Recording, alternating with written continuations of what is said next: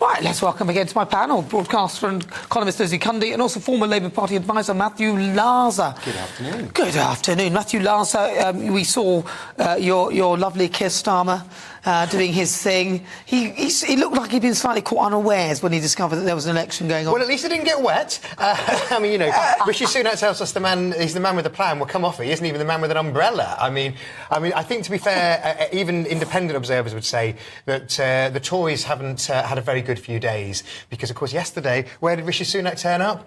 Outside the home of the Titanic, in the Titanic why Quarter. did he do that? I know. I mean, you want to be shooting your advisors. I think that, you know, I'm not sure I did everything perfectly when I was a political advisor, but I didn't do that. And then when he got on the plane, either there or back, he was pictured right in front of the exit side. And I can't tell you, I used to work very closely with Neil Kinnock's daughter, who was running the event side, and I was running the broadcast side of the 2015 Labour campaign. And we spent our lives trying to avoid exit signs. Every shot shouldn't have the exit sign in it. Begging venues if they put a blanket over the exit sign so the photographers, because that's what the photographers are always looking for. So the Tories have had a bad few days. I think Labour's had a kind of solid start. I thought Keir looked good on Wednesday when the announcement was. I think we're not yet into the meat of the campaign for many of them. Lizzie Cundy. Oh, the Tories, it's like the rats are leaving the sinking ship. Very true, isn't it? And Rishi actually looked like a drowned rat himself, didn't he? And I just can't believe that image of him as he walked away, drenched through. I'm surprised his Prada suit hadn't shrunk, like his own party is shrinking with 78 leaving.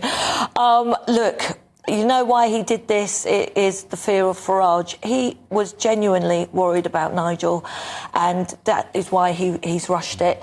And I just think, you know, there was that music. I mean, I shouldn't laugh with things can only get better, but Rishi knew things could only get worse. Do you think it's now at number 6? Do you think that is the truth? Because actually, some people might say he's played a blinder.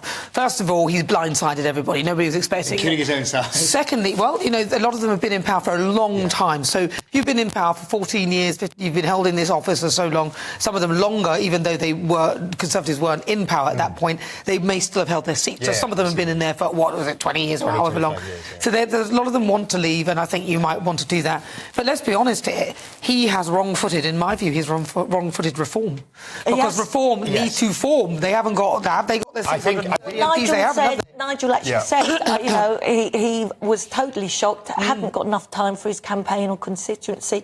You know, we got under 6 weeks. Nigel couldn't do it. He wanted to do it, but it just wasn't possible. Exactly. So, but he's going to spread himself all over. He's going everywhere. He'll be campaigning. You know what Nigel's like. He's going to fight for this. And he's livid with how the Tories have treated him, what they've done to Brexit and everything else. And let me tell you, they're their own worst enemy, I'm afraid, the Tories. But there we have, you're saying Keir Starmer. I mean, how many Union Jacks are we going to see him? A lot. Shall we take a look at some of that? Let's have a look at Rishi Sunak at the beginning, when he did his speech, where he sort of got drenched at the start. Take a listen. Earlier today, I spoke with His Majesty the King to request the dissolution of Parliament. The King has granted this request, and we will have a general election on the 4th of July. Yeah, so there he was there. Now, this is the rally that he spoke at a little while later. On the 5th of July, either Keir Starmer or I will be Prime Minister. And he has shown time and time again that he will take the easy way out and do anything to get power. If he was happy to abandon all the promises that he made to become Labour leader once he got the job, how can you know that he wouldn't do exactly the same thing if he were to become Prime Minister? We Conservatives have got a clear plan, with bold action, to secure our future.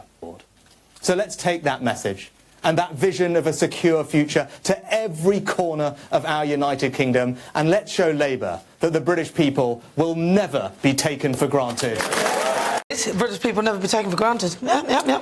I thought it was a much better speech, the second one, than the first one. I mean, the truth of the matter is, a lot of people zone out of politics, but they're not zoning out of the rain incident. It keeps giving. There are so many memes on social media. People who've never thought about politics in their lives are thinking about that. It will go down in history as one of the worst moments of political communication. But obviously he'll recover from that. Well, I'm not surprised. You said he's wrong-footed Nigel Farage, which he did, but he looked surprised himself about the election. It was so unorganised. It was shambolic. It was a mess. Look, he even went to Wales and asked how they're going to yes, that was, I forgot that. Yes. Wales aren't in the Euros. Oh, dear. It was one mistake after the other. Things can only get better, as Lizzie says. For the Sunak campaign. You said it was. You thought it was a bad speech. What about Keir Starmer, though? He was somewhat lacklustre, don't you think? Have a listen.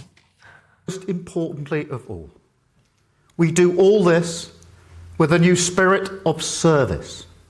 Country first, party second. A rejection of the gesture politics you will see in this campaign, I have no doubt, from the Tories and the SNP. I'm well aware of the cynicism people hold towards politicians at the moment. But I came into politics late, having served our country as leader of the Crown Prosecution Service. And I helped the police service in Northern Ireland to gain the consent of all communities. Service of our country is the reason and the only reason why I am standing here now asking for your vote. So there he is, asking for everyone's vote. I mean, look, come on, it was dull as dish. He would say himself, look... He talked about gesture politics, and there were two Union Jacks either side of it. It's on our membership card now. We're a very patriotic party. Exactly. He's the master of the gesture. Well, look, he would say himself that he's not Obama. He's not, he's not the world's sort of most exciting speaker. But what he does do is he is ready for government. He showed there that he's a prime minister in waiting, and he's brilliant on detail, which is, frankly, what we need after the last few years of chaos. I think he's quite vague on detail. I actually think he's more vague than Boris, and I don't know if you... Now, that's quite... And if you've read Boris's article, I don't know whether you've read it in the Daily Mail, what he says of Starmer, I totally agree. I think he's one of the most frightening leaders we've ever had, and I'll tell you why, and you know what I'm going to say, because he doesn't know what a woman is, which... He's very clear now what a woman is, and he has no meat on the bones. He gives no detail. I was asking people yesterday what they think of Labour. No one knows what they stand for, Matthew. Well, and he's all oppositions, of course, all oppositions have use election campaigns because they get more attention. He reminds me of set their stall out. Mannering in Dad's Army, because he can't make a decision and we're all going to be doomed. I'm trying to work out how Rishi would be. Let's see what our viewers think.